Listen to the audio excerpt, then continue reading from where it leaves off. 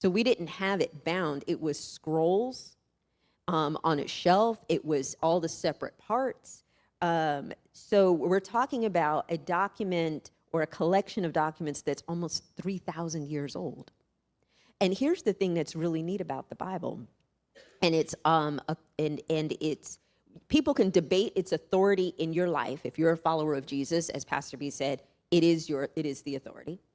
But if you're not a follower of Jesus, it's still a 3,000-year-old collection of books that is pretty darn accurate to its original language, to the original Greek and Hebrew. And when the Dead Sea Scrolls were found, actually in 1940, the Dead Sea Scrolls, which now we know a lifespan ago, right? It's not that long ago.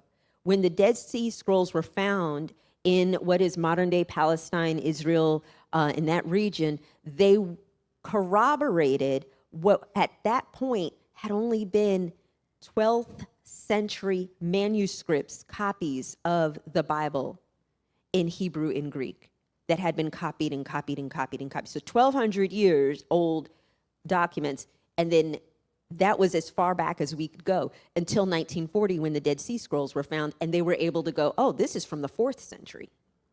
So that's a big deal, y'all. And that is a big deal. If you ever watch the History Channel or any archaeological shows, to be able to go, this document that is copied from the 12th century and it is identical to something from the 4th century, we're able to corroborate that. That means nobody changed it.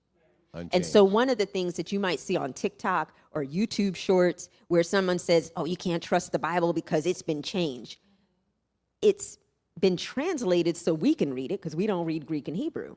But as you look at the original Greek and Hebrew, it hasn't been changed. It has not been changed. For it to survive that amount of time is amazing. Now, the other thing I want to mention, oh, go ahead. Well, I was going to mention what's even more incredible is the prophetic word about Jesus found in the book of Isaiah. Yes. Right? And guess what was found also in the Dead Sea Scrolls? A complete almost the entire volume intact of the book of Isaiah, which prophesies about Jesus. That's major, and it's found, watch this, within our generation, like within our time. Within our lifetime, yeah. And it's still... They're still studying them. They're still studying them. They're not even done. The accuracy. I'm telling people, like, you don't believe in Jesus? Every other religion does. I don't know, because every other religion mentions Jesus. But Christianity doesn't mention every other religion. Did y'all see on Netflix, they got the Moses Testament? Anybody watch that this week on Netflix? Just me. I know. I need to get a job. I think Jason raised his hand. Jason Pastor watched Jason. On Netflix right now, there's a documentary called The Testament, and it's about Moses. And what was really fascinating about it is they brought in theologians and historians from Islam, from Judaism, and from Christianity, as well as secular historians and archaeologists to discuss it, because that's how true it is.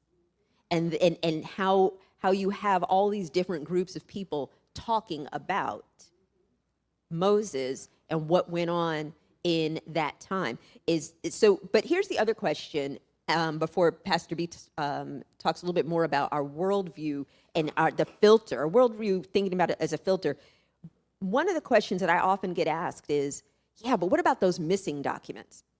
Or those missing books of the Bible? And Pastor B will tell you, I've always been a little nerdy when it comes to history.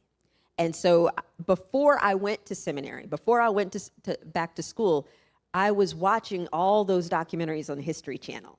The lost books of the Bible, it was fascinating. I was like, yeah, where are they? What'd they do with them? Because growing up in church, I'm like, I have trust issues with people. So I'm sitting there like, yeah, I don't trust what those people say because they didn't act like what it says here. And so I don't know about all that. So here's what was going on.